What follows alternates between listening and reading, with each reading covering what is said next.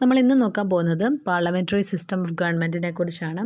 അതിൻ്റെ ഫീച്ചേഴ്സ് എന്തൊക്കെയാണെന്നും അതിൻ്റെ മെറിറ്റ്സും അതിൻ്റെ ഡിമെറിറ്റ്സും ഒക്കെയാണ് ഇവിടെ ഡിസ്കസ് ചെയ്യാൻ പോകുന്നത്. ആദ്യം തന്നെ നമുക്ക് പാർലമെൻ്ററി ഫോം ഓഫ് ഗവൺമെൻറ് എന്താണെന്ന് നോക്കാം. ഈ ഒരു ഗവൺമെൻറ് ക്യാബിനറ്റ് ഗവൺമെൻറ് എന്നും അറിയപ്പെടുന്നുണ്ട്. അതുപോലെ തന്നെ ഒരു റെസ്പോൺസിബിൾ ഗവൺമെൻറ് എന്നുള്ള പേരിൽ അറിയപ്പെടുന്നുണ്ട്. ഈ ഒരു ഗവൺമെൻറ് എന്ന് പറഞ്ഞു കഴിഞ്ഞാൽ അത് നമ്മുടെ സ്റ്റേറ്റിൻ്റെ എക്സിക്യൂട്ടീവ് ഫങ്ഷൻസ് നടത്തുന്നത് ഒന്നുകിൽ ക്യാബിനറ്റ് ആയിരിക്കും, അല്ലെങ്കിൽ കൗൺസിൽ ഓഫ് മിനിസ്റ്റേഴ്സ് ആയിരിക്കും. അപ്പോൾ അങ്ങനത്തെ ഒരു ഗവൺമെൻറ്റിന് പറയുന്നതാണ് പാർലമെൻ്ററി സിസ്റ്റം ഓഫ് ഗവൺമെൻറ് എന്ന്. അപ്പോൾ നമ്മുടെ ഗവൺമെൻറ്റിൻ്റെ ഫങ്ഷൻ അല്ലെ ഗവൺമെൻറ്റിന് ആവശ്യമായിട്ടുള്ള കാര്യങ്ങൾ നടത്തുന്നതും ചെയ്തു കൊടുക്കുന്നതും ഒരു ക്യാബിനറ്റ് ആയിരിക്കും, അല്ലെങ്കിൽ അതിനകത്തുള്ള കൗൺസിൽ ഓഫ് മിനിസ്റ്റേഴ്സ് ആയിരിക്കും. അതിനകത്ത് കുറേ മിനിസ്റ്റേഴ്സ് കാണും. നമ്മൾ എലക്ട് ചെയ്ത് വിടുന്ന മിനിസ്റ്റേഴ്സോ അല്ലെങ്കിൽ ആ ഒരു മെമ്പേഴ്സോ എല്ലാവരും കൂടെ ചേർന്നിരുന്ന് തീരുമാനങ്ങൾ എടുക്കുന്ന അത്തരത്തിലുള്ള ഒരു ഗവൺമെൻറ്റിന് പറയുന്ന പേരാണ് പാർലമെൻ്ററി ഫോം ഓഫ് ഗവൺമെൻറ് എന്ന്. പിന്നീട് നമ്മുടെ ഈ ഒരു പാർലമെൻറ്റിലുള്ള മിനിസ്റ്റേഴ്സ് അവരാണ് പൊളിറ്റിക്കലായിട്ടും അതുപോലെ തന്നെ ലീഗലായിട്ടും ഈ ഒരു നമ്മുടെ ഒരു ലെജിസ്ലേച്ചറിന് റെസ്പോൺസിബിൾ ആയിട്ടുള്ളവർ. അപ്പോൾ നമ്മൾ ഈ സെലക്ട് ചെയ്ത് വിടുന്ന നമ്മളുടെ നേതാക്കളുണ്ടല്ലോ, അവരാണ് നിയമപരമായിട്ടും രാഷ്ട്രീയപരമായിട്ടും ഈ ഒരു നമ്മളുടെ ഈ ഒരു സഭയിലെടുക്കുന്ന തീരുമാനങ്ങൾക്കൊക്കെ ഉത്തരവാദിത്തപ്പെട്ടവർ. അപ്പോൾ അവരാണ് ഈ ഒരു ഗവൺമെൻറ് എങ്ങനെ മുന്നോട്ട് പോകണമെന്നുള്ള കാര്യങ്ങളും ഒക്കെ തീരുമാനിക്കുന്നത്. അപ്പോൾ ഒരു പാർലമെൻ്റ് എന്ന് പറഞ്ഞു കഴിഞ്ഞാൽ അത് എപ്പോഴും എക്സിക്യൂട്ടീവ്, നമ്മൾ തിരഞ്ഞെടുത്ത് വിട്ട ആൾക്കാരുകളുണ്ടല്ലോ, നമ്മുടെ ജനപ്രതിനിധികൾ, അവരുടെയും അതുപോലെ തന്നെ ആ ഒരു ലെജിസ്ലേറ്റീവ് അസംബ്ലിയിലെ ആ ഒരു സഭ, ആ ഒരു സഭയുടെയും കൂടെ ഒരു ഫ്യൂഷനാണ് എപ്പോഴും പാർലമെൻ്ററി സിസ്റ്റം എന്ന് പറഞ്ഞു കഴിഞ്ഞാൽ. ഇനി നമ്മൾ പാർലമെൻ്ററി ഫോം ഓഫ് ഗവൺമെൻറ്റിൻ്റെ ഫീച്ചേഴ്സ് എന്തൊക്കെയാണെന്ന് നോക്കാം. ആദ്യത്തെ ഫീച്ചറാണ് നോമിനൽ ആൻഡ് റിയൽ എക്സിക്യൂട്ടീവ് എന്ന് പറയുന്നത്. ഇനി നമ്മൾ ഈ ഒരു നോമിനലും റിയൽ എക്സിക്യൂട്ടീവും എന്താണെന്ന് നോക്കാം. അപ്പം ഞാൻ പറഞ്ഞതുപോലെ തന്നെ നമ്മളുടെ ഈ ഒരു പാർലമെൻ്ററി ഫോം ഓഫ് ഗവൺമെൻറ്റിൻ്റെ വളരെ പ്രോമിനൻ്റ്, വളരെ എടുത്തു നിൽക്കുന്ന ഒരു ഫീച്ചറാണ് ഈ ഒരു നോമിനൽ ആൻഡ് റിയൽ എക്സിക്യൂട്ടീവ് എന്നുള്ള ഈ ഒരു ഫീച്ചർ. ഇനി ഈ ഒരു ഗവൺമെൻറ്റിനെ കുറിച്ച് പറഞ്ഞു കഴിഞ്ഞാൽ ഇതിനകത്ത് രണ്ട് എക്സിക്യൂട്ടീവ് അതോറിറ്റീസ് ഉണ്ട്, രണ്ട് മെയിൻ അതോറിറ്റീസ് ഉണ്ട്. അതാണ് നോമിനൽ എന്ന് പറയുന്നതും രണ്ടാമത്തേത് റിയൽ എക്സിക്യൂട്ടീവ് എന്ന് പറയുന്നത്. അപ്പോൾ രണ്ട് എക്സിക്യൂട്ടീവ് അതോറിറ്റീസ് ഉണ്ട്, ഒന്ന് നോമിനൽ അതോറിറ്റി, രണ്ട് റിയൽ എക്സിക്യൂട്ടീവ്. ഇനി ഇതിനെക്കുറിച്ച് നമ്മൾ ടെക്നിക്കലായിട്ട് പറയുകയാണെന്നുണ്ടെങ്കിൽ നോമിനൽ എക്സിക്യൂട്ടീവ് ആരാണെന്ന് വെച്ച് കഴിഞ്ഞാൽ നമ്മുടെ ഹെഡ് ഓഫ് ദ സ്റ്റേറ്റ് ആണ്. നമ്മുടെ സ്റ്റേറ്റിൻ്റെ ഹെഡ് ആരാണോ, നമ്മുടെ സ്റ്റേറ്റിനെ നയിക്കുന്നത് ആരാണോ, ആ ആളെയാണ് നമ്മൾ നോമിനൽ എക്സിക്യൂട്ടീവ് എന്ന് പറയുന്നത്. അതുപോലെ തന്നെ എന്താണ് നമ്മുടെ ആ ഒരു പവർ ഉണ്ടല്ലോ, നമ്മുടെ ഈ ഒരു സ്റ്റേറ്റിൻ്റെ പവർ, ആ ഒരു പവർ എല്ലാവരും വിനിയോഗിക്കുന്നത് അദ്ദേഹത്തിൻ്റെ പേരിലായിരിക്കും. ആരുടെ? നമ്മുടെ ഈ സ്റ്റേറ്റിൻ്റെ ഹെഡ് ആരാണോ അദ്ദേഹത്തിൻ്റെ പേരിലായിരിക്കും ഈ ഒരു അധികാരം ഉപയോഗിക്കുന്നത്. ഈ ഒരു നോമിനൽ എക്സിക്യൂട്ടീവ് എന്ന് പറയുമ്പോൾ അത് നമ്മൾ എലക്ട് ചെയ്ത ഒരു പ്രസിഡൻ്റ് ആയിരിക്കാം. നമ്മുടെ ഇന്ത്യയിലൊക്കെ പോലെ നമ്മുടെ ആ ഒരു ലെജിസ്ലേറ്റീവ് അസംബ്ലിയിലൊക്കെ തീരുമാനിച്ച് എല്ലാവരും എലക്ട് ചെയ്ത ഒരാളാകാം, അല്ലെങ്കിൽ ഒരു ഹെറിഡിറ്ററി മൊണാർക്കാകാം. ഇപ്പോൾ ബ്രിട്ടനെയൊക്കെ പറയുകയാണെങ്കിൽ ബ്രിട്ടൻ്റെയൊക്കെ എവിടെയെന്ന് പറഞ്ഞാൽ രാജാവിൻ്റെ ഒരു ഇപ്പോഴും ഉണ്ടല്ലോ, അവിടുത്തെ ആ ഒരു രാജഭരണ കാര്യങ്ങളൊക്കെ ഇപ്പോഴും നിലനിൽക്കുന്നുണ്ട്. പൂർണ്ണമായിട്ടുണ്ടെന്നല്ല, എന്നാലും നമുക്കറിയാമല്ലോ ബ്രിട്ടനിലേക്ക് കിങ്ങിനെയും ക്യൂനെയും കുറിച്ചൊക്കെ കേൾക്കാറുണ്ട്. അപ്പം അങ്ങനത്തെ വേണമെങ്കിൽ ഒരു പ്രസിഡൻ്റ് ആവാം ഈ നോമിനൽ ഗവൺമെൻറ് എന്ന് പറയുന്നത്, അല്ലെങ്കിൽ ഒരു നോമിനൽ എക്സിക്യൂട്ടീവ് എന്ന് പറയുന്നത്. അല്ലെന്നുണ്ടെങ്കിൽ നമ്മുടെ രാജ്യത്തെ പോലെ നമ്മൾ എലക്ട് ചെയ്ത ഒരു പ്രസിഡൻ്റ് ആവാം ഈ ഒരു നോമിനൽ എക്സിക്യൂട്ടീവ് എന്ന് പറയുന്നത്. ഇനി നമ്മൾ റിയൽ എക്സിക്യൂട്ടീവിനെ കുറിച്ച് പറഞ്ഞു കഴിഞ്ഞാൽ അത് നമ്മളുടെ പ്രൈം മിനിസ്റ്ററാണ്. നമ്മുടെ ഇന്ത്യയുടെ കേസിൽ അത് നമ്മുടെ പ്രൈം മിനിസ്റ്ററാണ്. അപ്പോൾ നമുക്കൊരു പ്രസിഡൻറ്റും ഉണ്ട്, ഒരു പ്രൈം മിനിസ്റ്ററും ഉണ്ട്. അപ്പോൾ നോമിനൽ ഗവൺമെൻറ് ആരാ? അത് പ്രസിഡൻ്റാണ്. പ്രൈം മിനിസ്റ്റർ ആരാണ്? അതാണ് റിയൽ എക്സിക്യൂട്ടീവ്. ഇനി അടുത്ത പോയിൻ്റ് എന്താണെന്ന് വെച്ച് കഴിഞ്ഞാൽ close relation between the executive and legislature. എക്സിക്യൂട്ടീവ്സും ആ ഒരു ലെജിസ്ലേറ്റീവ് ആ ഒരു സഭയുണ്ടല്ലോ അത് തമ്മിൽ നല്ല ഒരു ക്ലോസ് ആയിട്ടുള്ള ഒരു ബന്ധം തന്നെ നമ്മുടെ ഈ ഒരു പാർലമെൻ്ററി ഫോം ഓഫ് ഗവൺമെൻറ്റിൽ ഉണ്ട്. അപ്പോൾ ഈ ഒരു പാർലമെൻ്ററി ഫോം ഓഫ് ഗവൺമെൻറ്റിനകത്ത് ഒരു പവറിൻ്റെ സെപ്പറേഷൻ ഇല്ല. There is no separation of powers. അപ്പോൾ ഈ എക്സിക്യൂട്ടീവ് ഗവൺമെൻറ് ആയാലും ലെജിസ്ലേറ്റീവ് ഗവൺമെൻറ് ആയാലും വളരെ ഒരു ക്ലോസ് ആയിട്ടും വളരെ ഒരു ഇൻറ്റിമേറ്റ് ആയിട്ടുള്ളൊരു റിലേഷനിലുമാണ് നമ്മളുടെ ഈ ഒരു ഗവൺമെൻറ്റിൽ വർക്ക് ചെയ്യുന്നത്. അത് വളരെ ക്ലോസ്ലി കണക്റ്റഡ് ആയിട്ടുള്ള ഒരു ഫോം ഓഫ് ഗവൺമെൻറ് ആണ്. നമ്മുടെ മെമ്പേഴ്സ് ഉണ്ടല്ലോ, എക്സിക്യൂട്ടീവ് മെമ്പേഴ്സ്, അവരെന്ന് പറയുന്നത് ആരായിരിക്കും? മിനിസ്റ്റേഴ്സ് ആയിരിക്കും. നമ്മൾ സെലക്ട് ചെയ്ത് ഈ ലെജിസ്ലേറ്റീവ് അസംബ്ലിയിലേക്കൊക്കെ വിട്ടിട്ടുള്ള എക്സിക്യൂട്ടീവ്സ് എന്ന് പറയുന്നത് ആരാണ്? മിനിസ്റ്റേഴ്സ് അല്ലെ MLAs അങ്ങനെ ആരെങ്കിലും ആയിരിക്കും. അപ്പോൾ അവരൊക്കെ മിനിസ്റ്റേഴ്സ് ആയിരിക്കും. അവരൊക്കെ ആരാണ്? അവരൊക്കെ ലെജിസ്ലേറ്റീവ് അസംബ്ലിയിലെ മെമ്പേഴ്സുമാണ്. അപ്പോൾ നമ്മൾ എലക്ട് ചെയ്ത് വിട്ടവർ ലെജിസ്ലേറ്റീവ് അസംബ്ലിയിലെ മെമ്പറാണ്. അപ്പോൾ ഈ മിനിസ്റ്റേഴ്സ് ആരാണ്? എക്സിക്യൂട്ടീവ്സ് ആണ്. അപ്പോൾ എക്സിക്യൂട്ടീവ്സും ലെജിസ്ലേച്ചറും തമ്മിൽ നല്ല ഒരു ബന്ധമുണ്ട്. അതുമാത്രമല്ല, ഈ മിനിസ്റ്റേഴ്സ് എന്ന് പറയുന്നവർക്ക് റൈറ്റ് ടു വോട്ട് അവകാശമുണ്ട്. അവർക്കും വോട്ട് ചെയ്യാനുള്ള അവകാശമുണ്ട്. അപ്പോൾ നമ്മളുടെ ഈ ഒരു എക്സിക്യൂട്ടീവ് മെമ്പേഴ്സ് എന്ന് പറയുന്നത് മിനിസ്റ്റേഴ്സാണ്. ആ മിനിസ്റ്റേഴ്സ് എന്ന് പറയുന്നത് ലെജിസ്ലേറ്റീവ് അസംബ്ലിയിലെ മെമ്പേഴ്സാണ്. അവർക്ക് വോട്ട് ചെയ്യാനുള്ള അവകാശമുണ്ട്. പിന്നെ അവരാണ് നമ്മളുടെ ഈ ഭരണഘടനാപരമായിട്ടുള്ള പോളിസീസൊക്കെ, ഈ ഗവൺമെൻറ്റിൻ്റെ നിയമങ്ങളും കാര്യങ്ങളൊക്കെ എടുക്കുന്നതും തീരുമാനിക്കുന്നതുമൊക്കെ ഈ ഒരു മിനിസ്റ്റേഴ്സൊക്കെയാണ്. അവരാണ് തീരുമാനിക്കുന്നത് ഈ ഒരു അടുത്ത വരുന്ന ഈ ഒരു അസംബ്ലിയിലെ കാര്യങ്ങൾ. നമ്മൾ ഈ ഓരോ അസംബ്ലി കണ്ടിട്ടില്ലേ, ലെജിസ്ലേറ്റീവ് അസംബ്ലീസൊക്കെ. ആ ഒരു അസംബ്ലീസിലൊക്കെ എന്തൊക്കെ പുതിയ കാര്യങ്ങളാണ് കൊണ്ടുവരേണ്ടത്, എന്ത് പുതിയ നിയമങ്ങൾ കൊണ്ടുവരണം, ചർച്ച ചെയ്യുന്ന കാര്യങ്ങളൊക്കെ അവരാണ് കൊണ്ടുവരുന്നത്. അതുമാത്രമല്ല, ഒപ്പോസിഷൻ പാർട്ടി അവർക്കെതിരെ പല കാര്യങ്ങളും കൊണ്ടുവരും, അല്ല അവർ പാസ്സാക്കാൻ നോക്കുന്ന നിയമങ്ങളെ എതിർക്കും. അപ്പോൾ അതിനെയൊക്കെ ശക്തമായിട്ട് എതിർത്തൊക്കെ വേണം ഓരോ ലോസും നമ്മുടെ ഈ ഒരു അസംബ്ലിയിൽ പാസ് ചെയ്തെടുക്കാൻ. പിന്നെ അതുപോലെ തന്നെ അവർ പാർലമെൻറ്റിൻ്റെ മീറ്റിങ്സ് അറ്റൻഡ് ചെയ്യും. ഞാൻ പറഞ്ഞ പോലെ ഒപ്പോസിഷൻ്റെ അറ്റാക്ക് അതിനെതിരെയും പ്രതിരോധിക്കും. പിന്നെ ഈ ക്യാബിനറ്റിന് പവർ ഉണ്ടാവണം എന്നുണ്ടെങ്കിൽ അത് നമ്മുടെ ഒരു ലെജിസ്ലേറ്റീവ് അസംബ്ലി ഉണ്ടല്ലോ, അവരുടെ ഒരു കോൺഫിഡൻസും സപ്പോർട്ടും ഉണ്ടെങ്കിൽ മാത്രമേ ഈ ക്യാബിനറ്റിന് പിടിച്ചു നിൽക്കാൻ പറ്റത്തുള്ളൂ. ഇപ്പോൾ ഒരു ലോ പാസ് ചെയ്യുമ്പോൾ അത് മെജോറിറ്റി ആൾക്കാരും അതിനെ സപ്പോർട്ടൊക്കെ ചെയ്തെങ്കിൽ മാത്രമേ അത് വിജയിക്കത്തുള്ളൂ. ഇപ്പോൾ ഒരു മീറ്റിംഗ് നടത്തുമ്പോൾ ആയാൽ പോലും ഭയങ്കര ബഹളവും അലമ്പും ഒക്കെ ആയിക്കഴിഞ്ഞിട്ടുണ്ടെങ്കിൽ ഒരു മീറ്റിംഗ് നടത്താൻ പറ്റുമോ? ഇല്ല. അപ്പോൾ ആ ഒരു അസംബ്ലിയിലുള്ള എല്ലാവരുടെയും ഒരു സപ്പോർട്ടും കാര്യങ്ങളും ഉണ്ടെങ്കിൽ മാത്രമേ നല്ല രീതിയിൽ ഈ ഒരു ഫോം ഓഫ് ഗവൺമെൻറ്റിന് വർക്ക് ചെയ്യാനായിട്ട് പറ്റത്തുള്ളൂ. അടുത്തതായിട്ട് നമ്മൾ നോക്കാൻ പോകുന്നത് കളക്റ്റീവ് റെസ്പോൺസിബിലിറ്റിയാണ്. കളക്റ്റീവ് റെസ്പോൺസിബിലിറ്റി എന്ന് പറയുമ്പോൾ എല്ലാവരുടെയും ഒരു കൂട്ടമായിട്ടുള്ള ഒരു ചുമതലയാണ് ഈ ഒരു പാർലമെൻറ്റിൽ നടക്കുന്നതെന്നാണ് ഉദ്ദേശിക്കുന്നത്, സിമ്പിളായിട്ട് പറയുകയാണെങ്കിൽ. അപ്പോൾ നേരത്തെ പറഞ്ഞ പോലെ നമ്മൾ സെലക്ട് ചെയ്ത് വിട്ടിട്ടുള്ള നമ്മുടെ എക്സിക്യൂട്ടീവ്സ് ആണ് പല നിയമങ്ങളും തീരുമാനിക്കുന്നത്. അപ്പോൾ അവരാണ് നമ്മൾ സെലക്ട് ചെയ്ത് വിട്ട മിനിസ്റ്റേഴ്സാണ് പാർലമെൻറ്റിൽ ഉള്ളത്. പാർലമെൻ്ററി ഫോം ഓഫ് ഗവൺമെൻറ്റിലുള്ളത് നമ്മൾ സെലക്ട് ചെയ്ത് വിട്ട ആൾക്കാരാണ്. അപ്പോൾ അവർ ഒരുമിച്ച് വേണം ഓരോ തീരുമാനങ്ങൾ എടുക്കാനായിട്ട്. അവർ മുന്നോട്ട് പോകുന്നതായാലും അല്ലെങ്കിൽ ആ ഒരു ഫോം ഓഫ് ഗവൺമെൻറ് തകരുന്നതായാലും ഒരുമിച്ചായിരിക്കും. മുന്നോട്ട് പോകണമെങ്കിലും ഒരുമിച്ച് തന്നെ നിൽക്കണം.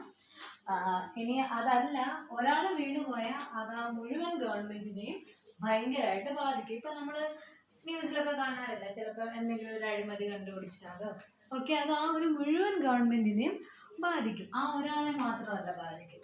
അപ്പം അങ്ങനത്തെ ഒരു പ്രശ്നവും ഇങ്ങനത്തെ ഫോം ഓഫ് ഗവൺമെൻറ്റിലുണ്ട്. അപ്പം അതുകൊണ്ട് എന്ത് ചെയ്താലും ഒരുമിച്ച് ഒരേ മനസ്സോടെ ഇവർക്ക് ചെയ്യേണ്ടതായിട്ടുണ്ട്.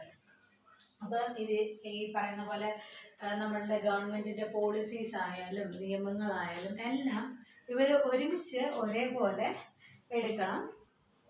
അതുപോലെ തന്നെ ഇപ്പോൾ എന്താണ്, ആർക്കെങ്കിലും എഗ്രി ചെയ്യാൻ പറ്റുന്നില്ല, ഏതെങ്കിലും ഒരു പോളിസിയുമായിട്ട് എഗ്രി ചെയ്യാൻ പറ്റുന്നില്ല എന്നുണ്ടെങ്കിലൊക്കെ അവർക്ക് ക്വിറ്റ് ചെയ്ത് അവിടെ നിന്ന് പോകാനുള്ള ഒരു വഴി മാത്രമേ ഈ ഒരു ഗവൺമെൻറ്റിലുള്ളൂ. അല്ലാതെ ഒരാൾ ഇവിടെ കിടന്ന് എതിർത്തിട്ട് മാത്രമൊന്നും ഒരു കാര്യവുമില്ല.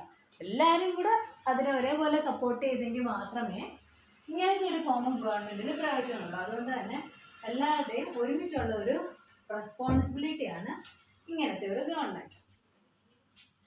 ഇനി അടുത്ത പോയിന്റ് എന്ന് പറഞ്ഞു കഴിഞ്ഞാൽ ഇൻഡിവിജ്വൽ റെസ്പോൺസിബിലിറ്റി. കളക്റ്റീവായിട്ട് റെസ്പോൺസിബിലിറ്റി ഉള്ളതുപോലെ തന്നെ ഇൻഡിവിജ്വലായിട്ടും റെസ്പോൺസിബിലിറ്റീസ് ഉണ്ട്. ഇനി ഇൻഡിവിജ്വൽ റെസ്പോൺസിബിലിറ്റി എന്താണെന്ന് പറയുകയാണെങ്കിൽ, ഇപ്പോൾ ഓരോ ഡിപ്പാർട്ട്മെൻ്റ് ഉണ്ട് നമ്മുടെ ഗവൺമെൻറ്റിൽ. വനം വകുപ്പുണ്ട്, സാമ്പത്തിക മേഖലയുണ്ട്, നമുക്കറിയാം. ഇങ്ങനെ പല പല വിഭാഗങ്ങൾ നമ്മൾ കാണാറുണ്ട് അല്ലേ, നമ്മൾ ന്യൂസിലും ഒക്കെ കാണാറുണ്ട്. പല പല ഡിപ്പാർട്ട്മെൻറ്റ് ഓഫ് ഗവൺമെൻറ് നമ്മൾ കാണാറുണ്ട്. അപ്പോൾ ഇങ്ങനത്തെ ഒരു ഓരോ ഡിപ്പാർട്ട്മെൻറ്റിനും ഓരോ മിനിസ്റ്റേഴ്സ് ആയിരിക്കും അതിൻ്റെ ചാർജ് ആയിട്ടുള്ളത്. നമ്മൾ കേൾക്കാറില്ലേ, എന്താണ് വനം വകുപ്പ് മന്ത്രി, അല്ലെങ്കിൽ വൈദ്യുത ആ മേഖലയായിട്ടുള്ള മന്ത്രി, അങ്ങനെ പല പല മന്ത്രിമാരുണ്ട് ഓരോ ഡിപ്പാർട്ട്മെൻറ്റിനും മേധാവിയായിട്ട്. അപ്പോൾ അതാത് വകുപ്പിൻ്റെ മേധാവിയുടെ ചുമതലയാണ് ഓരോ വകുപ്പും നന്നായിട്ട് മുന്നോട്ട് കൊണ്ടുപോകുക എന്നുള്ളത്. അപ്പോൾ ആ ഒരു വകുപ്പിന് എന്തെങ്കിലും ഒരു പ്രോബ്ലം ഉണ്ടായിട്ടുണ്ടെങ്കിൽ ആ ഒരു പെർട്ടിക്കുലർ ആളായിരിക്കും, അതായത് ആ ഒരു മന്ത്രിയായിരിക്കും അതിനകത്ത് വന്നിട്ടുള്ള അഴിമതിയോ അല്ലെ പ്രശ്നങ്ങൾക്കോ ഒക്കെ ഉത്തരം പറയേണ്ടതായിട്ടുള്ളത്. അപ്പോൾ കൂട്ടത്തോടെ ഇപ്പം ആ ഒരു മന്ത്രി ചെയ്തതിനകത്ത് എന്തെങ്കിലും ഒരു പ്രോബ്ലം ഉണ്ടായെങ്കിൽ അത് കൂട്ടത്തോടെ അവരെ എല്ലാവരെയും ബാധിക്കും. അതുപോലെ തന്നെ ഇൻഡിവിജ്വലായിട്ടുള്ള റെസ്പോൺസിബിലിറ്റീസും ഉണ്ട് ഓരോ ആൾക്കാർക്കും. ഇനി അടുത്തതെന്ന് പറഞ്ഞു കഴിഞ്ഞാൽ leadership of the prime minister എന്നുള്ളതാണ് അടുത്ത പോയിന്റ്. ഇനി പ്രൈം മിനിസ്റ്ററിന്റെ ഒരു ലീഡർഷിപ്പിലായിരിക്കും നമ്മുടെ ഈ ഒരു പാർലമെന്റ് മുന്നോട്ട് പോകുന്നത്. അപ്പം ഇങ്ങനത്തെ ഒരു ടൈപ്പ് ഓഫ് ഗവൺമെന്റിൽ ഈ ഒരു ക്യാബിനറ്റിന്റെ ലീഡർ എന്ന് പറയുന്നത് പ്രൈം മിനിസ്റ്ററാണ്. അപ്പോൾ നമ്മളുടെ ഈ ഒരു ഗവൺമെന്റിന്റെ ഒരു കീ സ്റ്റോൺ എന്ന് പറയുന്നത് പ്രൈം മിനിസ്റ്ററാണ്. അപ്പോൾ അവരായിരിക്കും ഇതിനെയൊക്കെ ഒന്ന്, സ്പീക്കർ അല്ല ഞാൻ പറയുന്നത്, അവരായിരിക്കും ഇതിനെ ഒന്ന് നയിക്കുന്നത്. അവരുടെ കീഴിലായിരിക്കാം ഈ മെയിൻ പാർലമെന്റ് എല്ലാം വർക്ക് ചെയ്യുന്നത്. അവരാണ് ലീഡർ എന്നാണ് പറയുന്നത്. പിന്നെ അതുപോലെ തന്നെ ഈ ഒരു പാർലമെന്റിന്റെ ആക്ടിവിറ്റീസും കാര്യങ്ങളും ഒക്കെ നിയന്ത്രിക്കുന്നത്, അതുപോലെ തന്നെ ഈ ഒരു പാർട്ടീനെ ഏത് ഡയറക്ഷനിലേക്ക് ലീഡ് ചെയ്യണമെന്നും ഒക്കെ തീരുമാനിക്കുന്നത് പ്രൈം മിനിസ്റ്ററാണ്. അതുപോലെ തന്നെ ഈ ഒരു ക്യാബിനറ്റിനെ ഷഫിൾ ചെയ്യാനുള്ള അധികാരവും പ്രൈം മിനിസ്റ്ററിനുണ്ട്. പിന്നെ അടുത്തൊരു ഇമ്പോർട്ടൻറ്റ് പോയിന്റാണ് സൗണ്ട് ആൻഡ് എഫക്റ്റീവ് ഒപ്പോസിഷൻ. നമുക്കറിയാം ഓപ്പോസിറ്റ് പാർട്ടീസ് ഉണ്ട് അല്ലെ, നല്ല ഒപ്പോസിഷൻ കൂടെ ആയെങ്കിൽ മാത്രമേ നല്ലൊരു ഗവൺമെൻറ് ഉണ്ടാകത്തുള്ളൂ. അപ്പോൾ നമുക്കൊരു നല്ല ഒപ്പോസിഷൻ ഉണ്ട്. അപ്പോൾ അവരെന്തെങ്കിലും നല്ലതല്ലാത്ത ലോസ് കാണുമോ അല്ലെങ്കിൽ എന്തെങ്കിലും അഴിമതി കാണുമോ ഒക്കെ ചെയ്തു കഴിഞ്ഞാൽ ഈ ഓപ്പോസിറ്റ് പാർട്ടി അതിനെതിരെ ശക്തമായിട്ട് തന്നെ പ്രതികരിക്കും. അപ്പോൾ നല്ലൊരു ഒപ്പോസിഷനും ഉണ്ടാവും. അപ്പോൾ നമുക്ക് ഒപ്പോസിഷൻ ഇല്ലാത്തൊരു ഗവൺമെന്റിനെയോ അല്ലെ ഒരു പാർലമെന്ററി ഫോം ഓഫ് ഗവൺമെന്റിനെയോ അല്ലെ ഒരു നല്ലൊരു ഭരണഘടനയെ നമുക്ക് ചിന്തിക്കാനേ പറ്റത്തില്ല. നല്ലൊരു ഗവൺമെന്റ് ആണെങ്കിൽ അതിന് ഒപ്പോസിഷൻ തീർച്ചയായിട്ടും ഉണ്ടാവും. നമുക്കും അതുപോലെ നല്ല ഒപ്പോസിഷൻ ഉണ്ട്. അപ്പോൾ ഇങ്ങനെ ഒരു ഒപ്പോസിഷൻ ഉള്ളപ്പോൾ എന്താണെന്ന് വെച്ച് കഴിഞ്ഞാൽ ഈ ഭരിക്കുന്ന പാർട്ടീനെ കൺട്രോൾ ചെയ്യാൻ എപ്പോഴും ഒപ്പോസിഷൻ ഉള്ളത് വളരെ നല്ലതാണ്. അപ്പോൾ അവരുടെ ആ ഒരു അധികാര ദുർവിനിയോഗമൊക്കെ ഇല്ലേ, അതൊക്കെ നമുക്ക് ഒഴിവാക്കാൻ പറ്റും. അവർ ചീത്ത കാര്യങ്ങളൊക്കെ ചെയ്യാതെ കൺട്രോൾ ചെയ്യാനൊക്കെ ഒപ്പോസിഷൻ നല്ലതായിരിക്കും.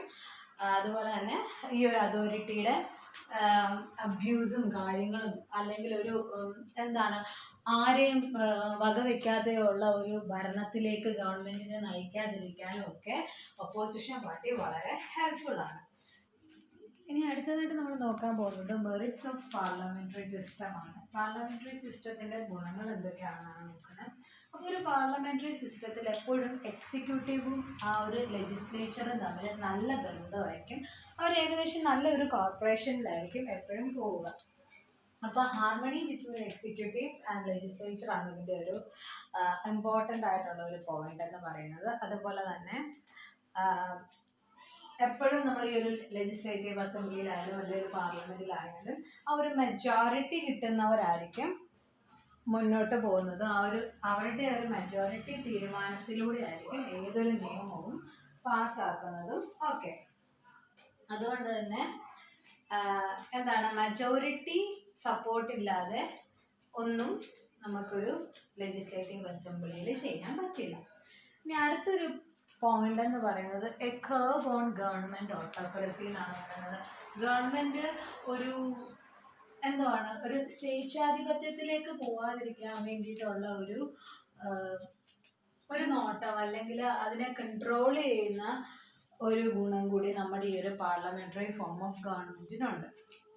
അതായത് പലപ്പോഴും നമ്മുടെ കയ്യിൽ അധികാരം കിട്ടുമ്പോൾ അത് നമ്മളെ തെറ്റായ വഴിയിലേക്ക് നയിക്കാനുള്ള ചാൻസസ് ഭയങ്കര കൂടുതലാണ്. നമ്മളെ എന്താണ്, കറപ്ഷനിലേക്കൊക്കെ നയിക്കാനൊക്കെയുള്ള ചാൻസസ് കൂടുതലാണ്. പക്ഷേ ഈ ഒരു പാർലമെന്ററി ഫോം ഓഫ് ഗവൺമെന്റിലാണെന്നുണ്ടെങ്കിൽ ആ ഒരു ഭരിക്കുന്ന പാർട്ടിയുടെ അതോറിറ്റിയൊക്കെ എപ്പോഴും എന്താണ്, മീഡിയ ആയാലും അല്ലെങ്കിൽ ആ ഒരു ഒപ്പോസിഷൻ പാർട്ടി ആയാലും ഒക്കെ എപ്പോഴും നോക്കിക്കൊണ്ടായിരിക്കും ഇരിക്കുന്നത്. അവരെന്തെങ്കിലും തെറ്റ് ചെയ്യാൻ നോക്കിയിരിക്കായിരിക്കും അവരുടെ മേലേക്ക് ചാടി വീഴാൻ. അപ്പോൾ അതുകൊണ്ട് തന്നെ എന്താണ്, ഒരു സ്വേച്ഛാധിപത്യത്തിലേക്ക് ഒരിക്കലും ഒരു ഗവൺമെന്റിന് പാർലമെന്ററി ഫോം ഓഫ് ഗവൺമെന്റിലായിരിക്കുമ്പോൾ പോകാൻ പറ്റില്ല.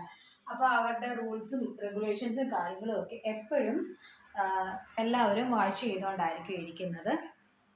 അതുപോലെ പവർ ഒരാളുടെ കയ്യിൽ മാത്രമല്ല ഇരിക്കുന്നത്, അത് എന്താണ്, ഷെയർ ചെയ്തിരിക്കുകയാണ് പവർ എന്ന് പറയുന്നത്. ആ ഒരു ക്യാബിനറ്റിലുള്ള മിനിസ്റ്റേഴ്സിന്റെ എല്ലാവരുടെയും കൂടെ കൂട്ടമായ ഒരു തീരുമാനമാണ്, അല്ലെങ്കിൽ അവരുടെ എല്ലാവരുടെയും കയ്യിലാണ് പവർ ഇരിക്കുന്നത്, ഒരാളുടെ മാത്രം കയ്യിലല്ല. പവർ ഷെയർ ചെയ്ത് കൊടുത്തിരിക്കുകയാണ്. ഇനി അടുത്ത പോയിന്റ് എന്ന് പറയുന്നത് സ്വിഫ്റ്റ്നെസ് ഇൻ ഡിസിഷൻ എന്നുള്ളതാണ് അടുത്ത ഒരു പോയിന്റ് എന്ന് പറയുന്നത്. അപ്പൊ അതിനകത്തെന്ന് പറഞ്ഞു കഴിഞ്ഞാൽ ഇപ്പോ എന്താണ്, ഒരു ക്യാബിനറ്റിൽ ചിലപ്പം പല മെഷേഴ്സും നല്ല നിയമങ്ങളും ഒക്കെ കൊണ്ടുവരാനൊക്കെ വളരെ എളുപ്പമാണ്. ഇപ്പോൾ അതുപോലെ തന്നെ കുറേ ഫോറിൻ പോളിസീസും കാര്യങ്ങളും ഒക്കെ കൊണ്ടുവരണമെന്നുണ്ടെങ്കിൽ ഞാൻ നേരത്തെ പറഞ്ഞ പോലെ തന്നെ ലെജിസ്ലേറ്റീവ് അസംബ്ലിയിലുള്ള മെജോറിറ്റി ആൾക്കാരുടെ സപ്പോർട്ടും വേണം. അപ്പൊ ഡിസിഷൻ ഒക്കെ എടുക്കുന്നതിൽ എന്താണ്, എല്ലാവരുടെയും ഒരു സപ്പോർട്ടിലൂടെയൊക്കെ മാത്രമേ ഡിസിഷൻസ് എടുക്കാൻ പറ്റൂ എന്നുള്ളതാണ് ഈ ഒരു സ്വിഫ്റ്റ്നെസ് ഇൻ ഡിസിഷൻ എന്നുള്ളത് കൊണ്ട് ഉദ്ദേശിക്കുന്നത്. അപ്പോൾ നമ്മൾ എടുക്കുന്ന ഒരു തീരുമാനത്തിൽ എന്തെങ്കിലും ഒരു പാളിച്ചകളുണ്ടെങ്കിൽ അതിനെ എതിർക്കാൻ പറ്റും. അതുപോലെ തന്നെ നല്ല തീരുമാനമാണെന്നുണ്ടെങ്കിൽ അത് പെട്ടെന്ന് പാസ്സാക്കാൻ പറ്റും. ഇനി കുറച്ചുകൂടെയൊക്കെ ആലോചിച്ചെടുക്കേണ്ട തീരുമാനങ്ങളാണെന്നുണ്ടെങ്കിൽ അത് അതുപോലെ തന്നെ നല്ല മെജോറിറ്റിയുടെ സപ്പോർട്ട് ഉണ്ടെങ്കിൽ മാത്രമേ അത് നേടിയെടുക്കാനും പറ്റത്തുള്ളൂ. ഇനി ഏറ്റവും ഇമ്പോർട്ടൻ്റ് ആയിട്ടുള്ള പോയിന്റ് എന്താണെന്ന് വെച്ച് കഴിഞ്ഞാൽ ഡിസിഷൻ ബൈ ദ പീപ്പിൾ. നമ്മൾ ഓരോ സിറ്റിസൺ, ഇന്ത്യയുടെ ഓരോ ജനങ്ങളുമാണ് തീരുമാനിക്കുന്നത് എന്ത് ഡിസിഷൻ എടുക്കണം എന്നുള്ളത്. അതായത് അത് നമ്മുടെ വോട്ടിംഗ് സിസ്റ്റത്തിനെ ഉദ്ദേശിച്ചാണ് പറയുന്നത്. ഇങ്ങനത്തെ ഒരു ഗവൺമെന്റ് ഫോമിൽ ഏതൊരു അവസാന തീരുമാനവും എടുക്കുന്നത് ജനങ്ങൾ തന്നെയാണ്. അപ്പോൾ അവരാണ് ഏത് പാർട്ടിയെ വിജയിപ്പിക്കണമെന്ന് തീരുമാനിക്കുന്നത്. ആ പാർട്ടിയെ വിജയിപ്പിക്കുന്നതിലൂടെ ഏത് ലീഡറിനെയാണ് വിജയിപ്പിക്കേണ്ടതെന്ന് അവരാണ് തീരുമാനിക്കുന്നത്. ആരധികാരത്തിൽ വരണം എന്നൊക്കെയുള്ള കാര്യങ്ങൾ അവർ തീരുമാനിക്കണം. ഇപ്പോൾ നേരത്തെ ഭരിച്ച പാർട്ടിയുടെ പോളിസികളും അല്ലെ അവരുടെ തീരുമാനങ്ങളും ഒന്നും ഇഷ്ടമായില്ല എന്നുണ്ടെങ്കിൽ അവരെ തോൽപ്പിക്കാം. അല്ല ഇഷ്ടമായെന്നുണ്ടെങ്കിൽ ആ ഗവൺമെന്റിനെ വീണ്ടും സപ്പോർട്ട് ചെയ്യാൻ പറ്റും. അപ്പോൾ അവർക്ക് റിജക്റ്റ് ചെയ്യാനുള്ള അനുവാദവും ഉണ്ട്. അതുപോലെ തന്നെ വേണമെന്നുണ്ടെങ്കിൽ ഇവരെ അധികാരത്തിൽ കൊണ്ടുവരാനുള്ള അധികാരവും ആർക്കുണ്ട്, ജനങ്ങൾക്കുണ്ട്. എന്തുവഴിയാണ് അവർക്ക് ഈ അധികാരം കിട്ടുന്നത്? വോട്ട് ചെയ്യാനുള്ള അവരുടെ ഒരു അവകാശത്തിലൂടെ അവർക്ക് ഇങ്ങനൊരു അധികാരവും കിട്ടുകയാണ്. നമ്മളെ ആര് ഭരിക്കണം എന്നുള്ള തീരുമാനം ഇന്ത്യൻ ജനതയുടെ കയ്യിലാണ്. അപ്പോൾ അങ്ങനെ ഒരു ഇമ്പോർട്ടൻറ്റ് പോയിന്റും കൂടെ ഈ ഒരു പാർലമെന്ററി ഫോം ഓഫ് ഗവൺമെന്റിലേക്ക്. ഇനി നമ്മൾ നോക്കാൻ പോകുന്നത് പാർലമെന്ററി ഫോം ഓഫ് ഗവൺമെന്റിന്റെ ഡീമെറിറ്റ്സ് എന്തൊക്കെയാണ്, അതിന്റെ കുറവുകൾ എന്തൊക്കെയാണെന്നാണ് നോക്കാൻ പോകുന്നത്. Separation of power theory violated. Separation of power എന്നുള്ളത് നമ്മുടെ ഒരു ഇമ്പോർട്ടൻ്റ് ആയിട്ടുള്ള ഒരു പോയിന്റ് ആണ്. അതായത് ഒരിടത്ത് തന്നെ പവർ ഇരിക്കരുത് എന്നുള്ളൊരു നിർബന്ധം ഉണ്ട്. അപ്പോൾ പവർ എപ്പോഴും സെപ്പറേറ്റ് ചെയ്ത് കൊടുക്കണം. ഒരാളുടെ കയ്യിൽ മാത്രമാണ് അധികാരം എന്നുണ്ടെങ്കിൽ അത് ദുരുപയോഗം ചെയ്യും.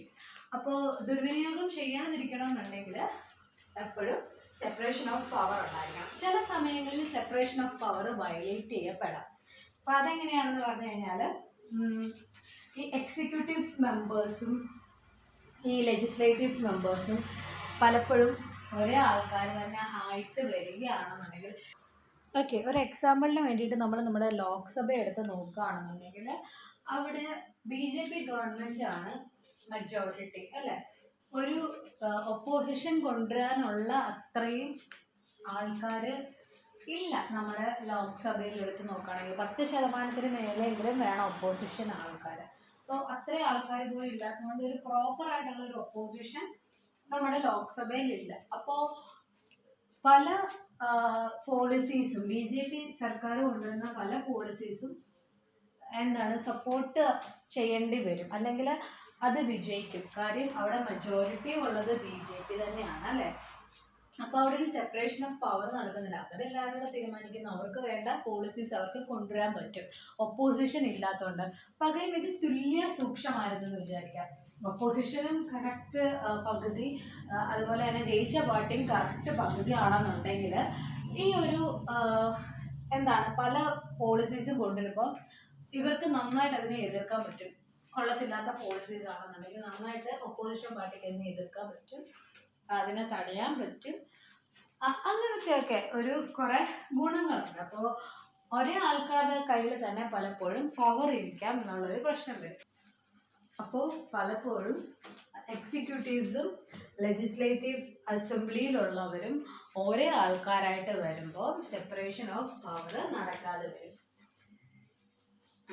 അതാണ് പറയുന്നത്, combination of legislative and executive powers in the same individual. ഒരേ ആളുടെ കയ്യിൽ തന്നെ എക്സിക്യൂട്ടീവ് പവറും ആ ഒരു ലെജിസ്ലേറ്റീവ് പവറും കിട്ടുമ്പോഴാണ് ഇങ്ങനത്തെ പ്രശ്നങ്ങൾ ഉണ്ടാവുക. അപ്പോൾ ഇങ്ങനെയൊക്കെ വരുമ്പോഴത്തേക്കിന് ഒരു കറക്റ്റ് അല്ലാത്ത ഒരു റൂളിംഗ് സിസ്റ്റത്തിലേക്കൊക്കെ പോകാനുള്ള സാധ്യതയുണ്ട്. ഒരു സ്വേച്ഛാധിപത്യം അതിൻ്റെയൊക്കെ ഒരു ചെറിയൊരു ലെവലിലേക്ക് പോകാനുള്ള സാധ്യതയുണ്ട്. നമ്മുടെ ഭരണ രീതി എന്ന് പറഞ്ഞാൽ ഡെമോക്രസിയാണ്. അപ്പോൾ ഡെമോക്രസിക്ക് ചെയ്യുന്നതല്ല അത്തരത്തിലുള്ള ഒരു ഭരണരീതി. ഇനി അടുത്തതെന്ന് പറഞ്ഞു കഴിഞ്ഞാൽ അൺസ്റ്റേബിൾ ഫോം ഓഫ് ഗവൺമെൻറ് എന്നുള്ളതാണ് അടുത്തൊരു പോയിന്റ് എന്ന് പറയുന്നത്. അപ്പോൾ പലപ്പോഴും ഗവൺമെൻറ് സ്റ്റേബിൾ അല്ല, മാറി മറിഞ്ഞുകൊണ്ടേയിരിക്കുന്ന ഒരു രീതിയാണ് പറയുന്നത്. അപ്പോൾ ഇങ്ങനെ ഒരു ക്യാബിനറ്റ് ഫോം ഓഫ് ഗവൺമെൻറ് വരുമ്പോൾ ഈ എക്സിക്യൂട്ടീവ് മെമ്പേഴ്സ് ഉണ്ടല്ലോ, അവർക്ക് പലപ്പോഴും പല വ്യതിയാനങ്ങളും ഒക്കെ ഉണ്ടാകും. ഇപ്പോൾ അവരുടെ ആ ഒരു ഭരിക്കുന്ന രീതിയിൽ അവരുടെ പ്ലാൻസ് വേറെയാണ്. അപ്പം പല അങ്ങനത്തെ വ്യതിയാനങ്ങൾ ഉണ്ടാവും.